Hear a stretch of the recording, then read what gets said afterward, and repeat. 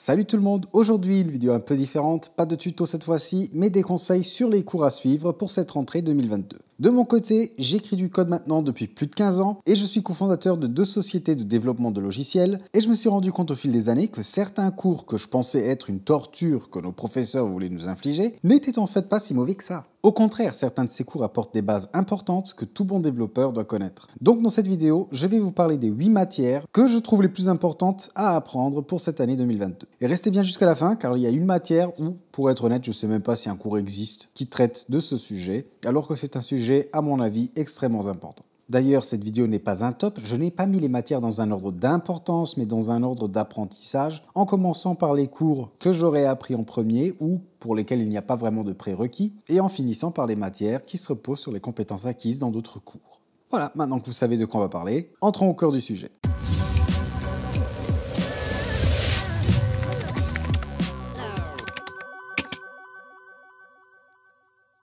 Avant de commencer, un grand merci à vous tous. Vous êtes presque 1500 personnes abonnées à ma chaîne SimpleTech, la chaîne dédiée au développement et aux actualités technologiques en tout genre. C'est complètement incroyable et du coup, un énorme merci à vous tous qui me soutenez.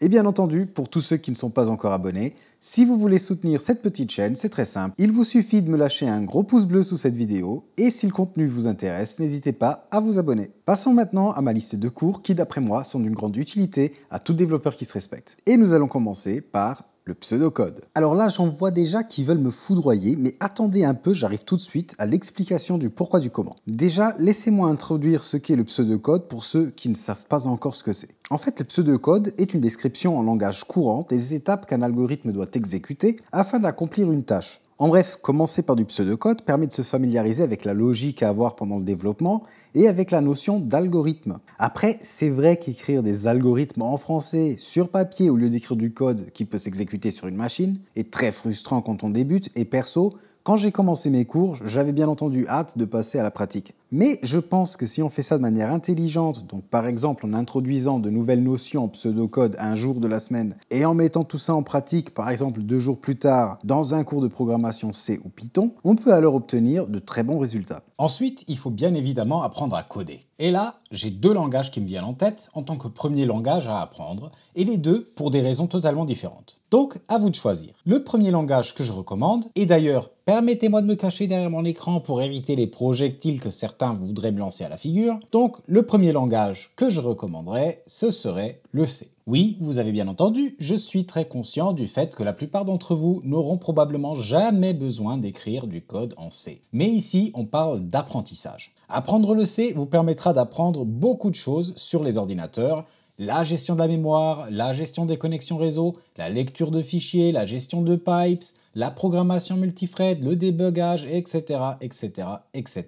Tellement de sujets importants à connaître, ne serait-ce que pour des raisons de culture générale. En plus de cela, quand vous serez programmé en C, passer sur du Java, Python ou JavaScript vous paraîtra un jeu d'enfant. Donc perso, je trouve que c'est un excellent choix pour débuter, certes plus compliqué que des langages plus haut niveau, mais c'est un langage très satisfaisant à utiliser quand on le maîtrise. D'ailleurs, si vous vous sentez prêt à vous lancer dans ce challenge ou si vous voulez savoir si ce langage est fait pour vous, vous trouverez un lien vers mes tutos C dans la description. En alternative au C, un autre langage que je choisirais pour débuter la programmation serait le Python. Python est bien plus simple à prendre en main que le C. C'est un langage avec lequel on peut tout faire et qui possède une quantité incroyable d'excellentes librairies et frameworks, tels que Django pour le développement d'applications web et bien d'autres. Python a une syntaxe plus simple à prendre en main qui force une bonne indentation du code, et je dois dire que si je n'étais pas tombé amoureux du C, j'aurais probablement conseillé le Python en tant que premier langage de programmation à tout le monde. Là aussi, si vous voulez commencer le développement en Python, vous trouverez mes cours dans la description. Maintenant qu'on a couvert les bases de la programmation, il y a encore d'autres domaines qu'un bon développeur doit connaître, à mon humble avis. Pour commencer, je pense que tout bon développeur doit avoir de bonnes bases en réseau. Et je ne parle pas de connaître les protocoles bas niveau de A à Z, mais au moins il faut avoir une connaissance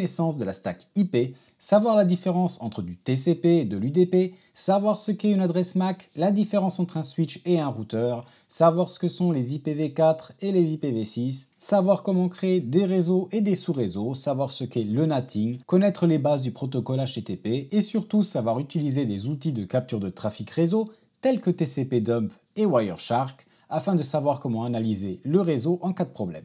Je viens de vous balancer beaucoup de protocoles et de concepts, mais sachez que ce sont des connaissances qui sont très importantes au jour le jour dans la vie d'un développeur, surtout quand vos machines et votre code ne se comportent pas comme vous l'aviez prévu. Passons maintenant à un autre sujet qui pour moi est indispensable, l'administration de système. Et personnellement, je tiendrais même à dire l'administration de système Linux pour être plus précis. Attention, je ne dis pas que vous ne devriez pas apprendre l'administration d'un Windows Server, mais dans la plupart des entreprises où j'ai eu la chance de travailler, la grande majorité du parc de serveurs tournait et tourne sur du Red Hat ou du CentOS. Donc je vous conseille d'apprendre à configurer des serveurs Linux, les configs réseau, l'installation de packages, l'utilisation de la ligne de commande, les opérations de base comme redimensionner la partition d'un disque, configurer un firewall, analyser les performances d'une machine, configurer des services qui se lancent au démarrage du serveur et ainsi de suite, car au final votre code tournera sur une machine physique ou sur une machine virtuelle de laquelle vous serez responsable. Donc je trouve que ces connaissances sont un vrai must. Ensuite, une application a en règle générale besoin de stocker des données quelque part, et vous aurez vite besoin d'une base de données. Là aussi, il y a différents types de bases de données pour différents cas d'usage. Mais je pense qu'au minimum, il faudrait avoir des connaissances d'une base de données relationnelle.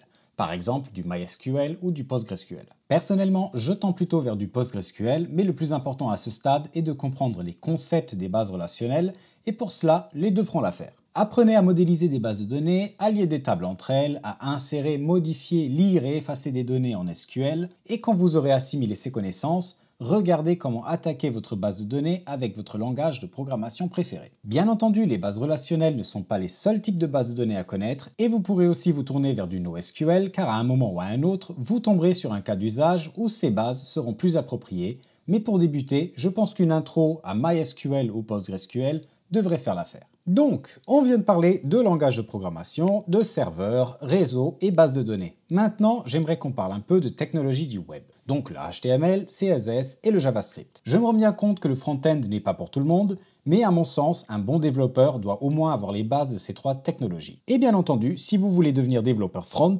alors c'est absolument un must. Je tiens à vous faire remarquer que j'ai bien mentionné JavaScript et non TypeScript ou un framework de type Vue.js ou Angular, car pour moi, il faut d'abord commencer par les bases avant de s'attaquer à un framework, et donc JavaScript est un bon point de départ. Si vous voulez vous fixer un petit challenge pendant votre apprentissage, prenez une page web que vous aimez particulièrement et fixez-vous l'objectif de la recréer au fur et à mesure que vous approfondirez vos connaissances. Et bien entendu, n'hésitez pas à venir sur notre Discord pour partager vos travaux. J'aimerais encore mentionner deux matières qui pour moi sont fondamentales. Tout d'abord, je vous conseille de prendre un cours qui traite des différentes architectures logicielles, les architectures monolithiques, multitiers et microservices, et comment les implémenter en pratique. Quand vous vous lancerez là-dedans, ce sera aussi un moment idéal pour vous lancer dans les frameworks web genre Django ou Java Enterprise Edition. Et vous pourrez déjà vous lancer dans des projets plus ambitieux, tels que la création d'une application de style Facebook, Insta ou Twitter. Bien entendu, avant de vous attaquer à ce genre de projet, veuillez à bien avoir toutes les bases que j'ai mentionnées juste avant, car chaque compétence acquise sera utile à ce stade. Et pour finir, j'aimerais passer à une matière qui pour moi est extrêmement importante et pour laquelle je ne sais même pas si un cours existe aujourd'hui. En tout cas, si vous en connaissez un, laissez-moi un lien dans un petit commentaire pour que je puisse regarder ça. J'aimerais parler de DevOps. Donc aujourd'hui, il est important de pouvoir développer, tester et déployer son code rapidement et de manière automatique. Et là aussi, il faut s'équiper des bonnes connaissances et des bons outils pour pouvoir le faire. Apprenez donc à utiliser Git pour la gestion des versions de votre code source, apprenez à automatiser les tests de votre code, le packaging et le déploiement de celui-ci, par exemple en utilisant GitLab ou GitHub. Apprenez aussi à gérer vos logs, à mettre en place des outils de monitoring de vos applications et à analyser de manière efficace les bugs en production. Le travail de développeur aujourd'hui ne consiste pas qu'à pondre du code, ça va beaucoup plus loin. Il faut le maintenir et le faire vivre, et toutes ces compétences vous faciliteront énormément la tâche. Et voilà, on a fait le tour des matières que je vous conseille d'apprendre pour cette rentrée 2022 et qui pour moi sont extrêmement importantes quand on veut être un bon développeur. J'espère que la vidéo vous a plu et comme d'habitude, si vous avez aimé cette vidéo, n'oubliez pas le gros pouce bleu et un petit commentaire, ça me fait toujours plaisir de vous lire. Si vous aimez ce genre de contenu, n'oubliez pas de vous abonner. Et moi, je vous dis à la semaine prochaine et je vous souhaite un excellent week-end. Ciao!